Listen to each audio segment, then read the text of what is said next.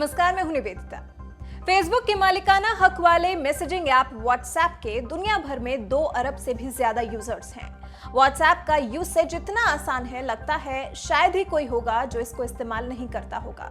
Corona के वक्त में तो स्टूडेंट्स के लिए व्हाट्सएप मान लीजिए डूबते को तिनके का सहारा साबित हुआ। हर एक स्टूडेंट की ऑनलाइन पढ़ाई को व्हाट्सएप ने आसान बनाया है और अब व्हाट्सएप ने अपनी सर्विसेज में एक बड़ा अपडेट किया है। वो ये कि अब आप व्हाट्सएप के जरिए पेमेंट भी कर सकेंगे। जी हां, व्हाट्सएप ने भारत में पेमेंट सर्विस को शुरू कर दिया है। कंपनी ने अपने एक ब्लॉग पोस्ट के जरिए अपनी ऐप में ऐड किए इस नए फीचर के बारे में जानकारी दी है।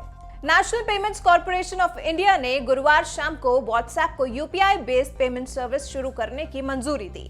मंजूरी मिलने के बाद फेसबुक के सीईओ मार्क जुकरबर्ग ने एक वीडियो जारी कर कहा कि व्हाट्सएप की पेमेंट सर्विस 10 क्षेत्रीय भाषाओं के व्हाट्सएप वर्जन में उपलब्ध होगी।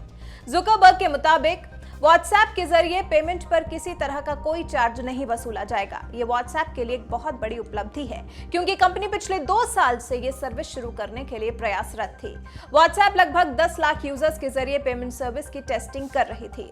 सबसे पहले जानते हैं कि कैसे व्हाट्सएप के जरिए होगी पेमेंट। व्हाट्सएप ओपन करें और स्क्रीन पर टॉप राइट में दिए गए 3 डॉट वाले आइकन पर जाएं।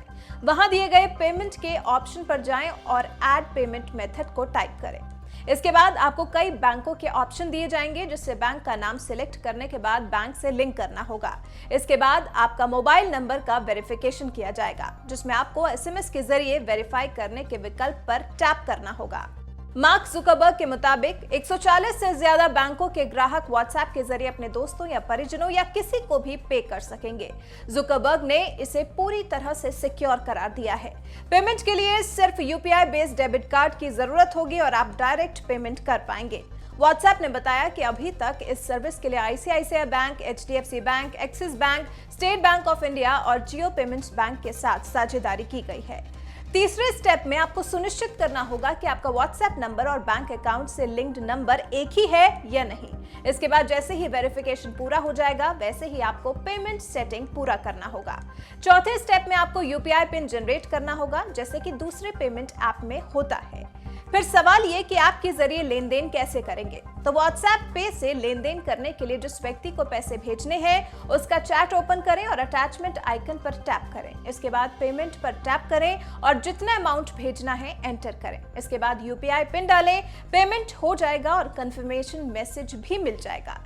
एनपीसीआई ने मामले को लेकर बयान जारी किया है और कहा है कि व्हाट्सएप पेमेंट सर्विस शुरुआत में 2 करोड़ यूजर्स को मिलेगी। धीरे धीरे इसे रोल आउट किया जा रहा है। एनपीसीआई की गाइडलाइंस को ध्यान में रखते हुए यूजर्स को धीरे धीरे सर्विस को अपडेट किया जा रहा है। शुरुआत में संभव है कि सभी को ये सर्विस अपडेट न मिल पाए। आपको बता दें, देश में यूपीआई के जरिए पेमेंट में लगातार बढ़ोतरी हो रही है। अक्टूबर में देश में यूपीआई से 2.07 बिलियन ट्रांजैक्शन हुए हैं। उससे पहले सितंबर में 1.8 बिलियन ट्रांजैक्शन हुए थे। देश में retail payment and settlement system को ऑपरेट करने के लिए साल 2008 में एनपीसीआई को अम्ब्रेला संगठन के तौर पर स्थापित किया गया था। तो फिलहाल आप हमें कमेंट करके बताएं कि आप अपने फेवरेट ऐप में अपडेट हुए इस नए फीचर को लेकर कितने एक्साइटेड हैं। अपनी राय हमें कमेंट कर जरूर बताएं।